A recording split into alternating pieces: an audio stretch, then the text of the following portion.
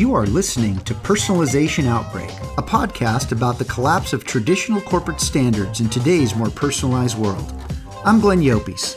I'm a leadership strategist, author, contributor to Forbes, and founder of the Leadership in the Age of Personalization movement. On this show, I'm interviewing executives across multiple sectors to find out how the balance between standardization and personalization can exist.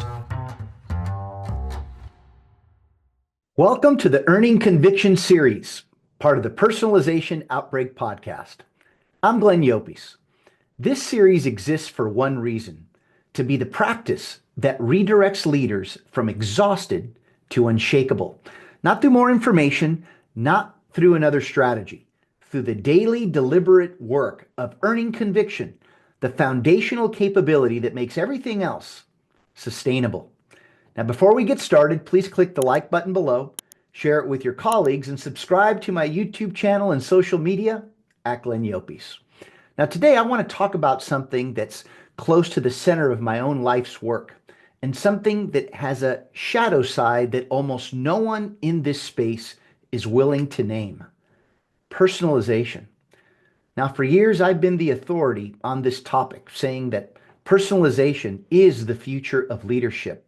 I spent years bringing executives together across Fortune 500 organizations, healthcare, and higher education to prove that personalized leadership was not just aspirational, but essential. And I believe all that. I certainly do. And it's been refreshing to see that finally, research outside of my own started to land in 2025 and continues to build in 2026. But there's a version of personalization that I've watched exhaust some of the most capable leaders I know, and it's time to name it. See, there's personalization that flows from conviction. See, that's the leader who knows who they are, and from that anchored center, adapts how they show up for each person. See, that kind of personalization is energizing. It lifts people up. It builds depths. It builds trust. And it's genuinely sustainable. And then there is personalization that flows toward approval. See, that's the leader adapting, not from their core, but toward the expectation of each room they enter. See, that kind of personalization is exhausting in a way that is almost impossible to explain until you've lived it. See, I've worked with an executive in the past by the name of Elena, regarded as one of the most emotionally intelligent leaders in her organization, depleted in a way she couldn't explain. She said to me, "I've gotten so good at being what each person needs that I don't even know myself anymore and what I need. I don't know what I think about anything until I figure out what the person I'm talking to thinks about it." See, that is a shadow side of personalization without conviction. Now, I want to explain why this happens, because understanding the mechanism is the first step to redirecting it. Now, in the age of personalization, organizations have genuinely evolved. They are asking leaders to adapt more, to read more, to flex more. And for leaders who've spent years building their adaptability capability, this should feel like the moment they've been training for. But here's the pattern I keep seeing. The more skilled the leader becomes at adapting, the more they risk losing the center they're adapting from. Let me explain.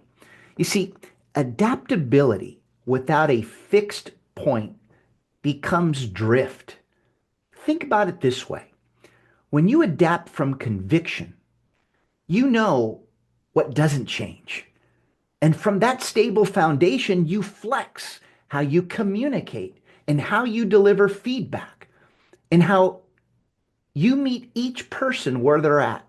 The adaptation is real and it costs you nothing, because it isn't you changing, it's your method changing. You see, When you adapt towards approval, you're not flexing your method. You're slowly abandoning your unique perspective. See, you become whatever the room needs. And after enough rooms, you don't know what is actually the way you naturally think. See, that's not leadership. That's a very sophisticated form of disappearing. See, in my book, Earning Conviction, I write about this dynamic through the lens of the self-awareness redirects.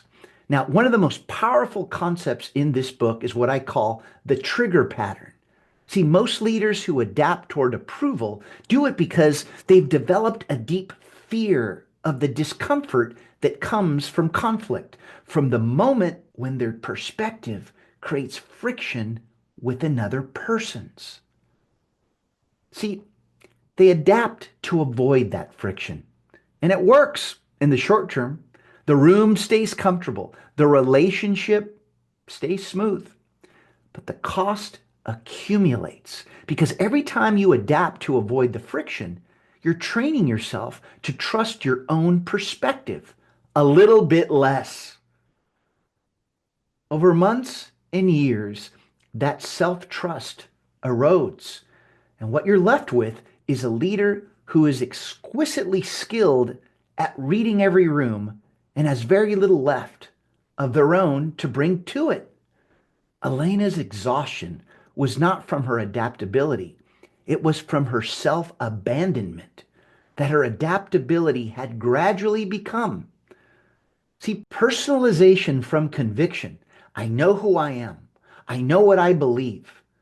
And I am choosing how to communicate it in a way that this specific person can receive. Now, personalization toward approval, I don't know what I think yet. Let me figure out what you think, and then I'll tell you something that you agree with. The first is leadership. The second is performance. And the second is absolutely exhausting because it requires you to be a different person in every single room, which means that you are never fully yourself. Now, I want to give you 3 questions to reflect on. Please pay close attention because these are very important.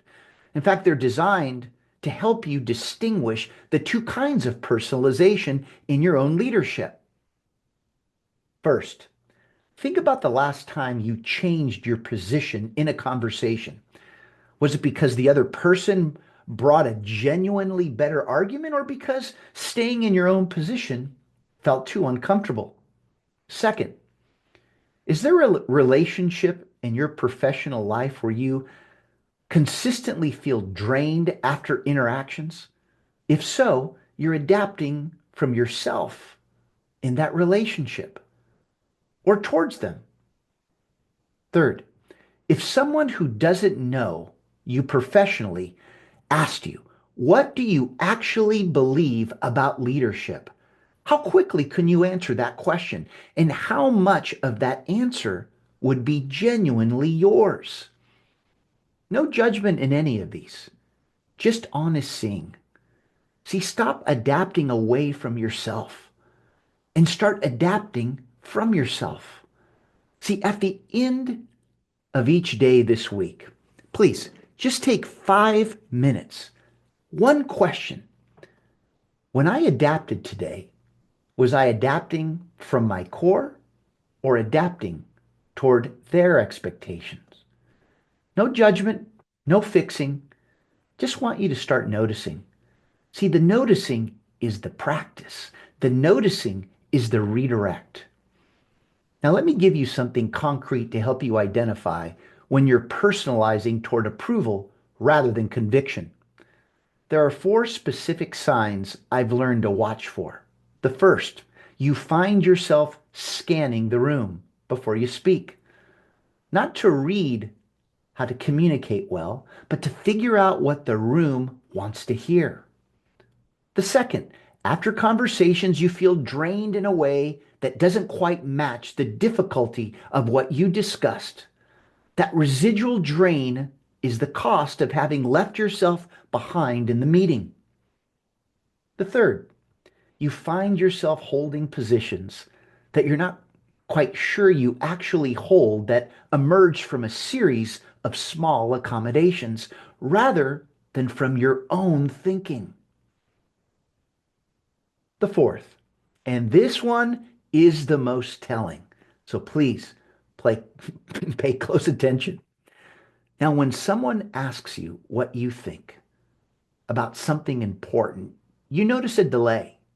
Not the delay of considered thinking, the delay of trying to figure out what you're supposed to think. See, that delay is the gap between your authentic perspective and the approved version. When it appears frequently, it is telling you something important. The work of earning conviction begins with closing that gap, not dramatically, one conversation at a time. One moment of saying the real thing when the managed version would be easier. The practice, repeated, builds your self-trust that approval seeking has eroded. And self-trust is the foundation from which genuine personalization can grow. So here's what I want you to take from our conversation today. Personalization without conviction is performance. Personalization from conviction is leadership. The difference is knowing who you actually are, and that knowledge is earned, not assumed. The path from exhausted to unshakable isn't found all at once. It's earned through practice and one redirect at a time. Now, if this landed for you, my book, Earning Conviction, goes deeper into every practice we're exploring in this series. And it's available at wherever books are sold. And you could learn more at theglennyopis.com. As my dad would say, keep going. I'm Glenn Llopis, and this is the Earning Conviction series. And remember, when you earn conviction, you will see things that others don't, do what others won't, and keep pushing when prudence says quit. Thanks for listening to Personalization Outbreak. Make sure to subscribe so you never miss a show. If you enjoyed the content, visit ageofpersonalization.com to check out our free streaming video series and learn how to get involved in the movement. I'm Glenn Llopis. I wish you a good day, and remember, without strategy, change is merely substitution, not evolution.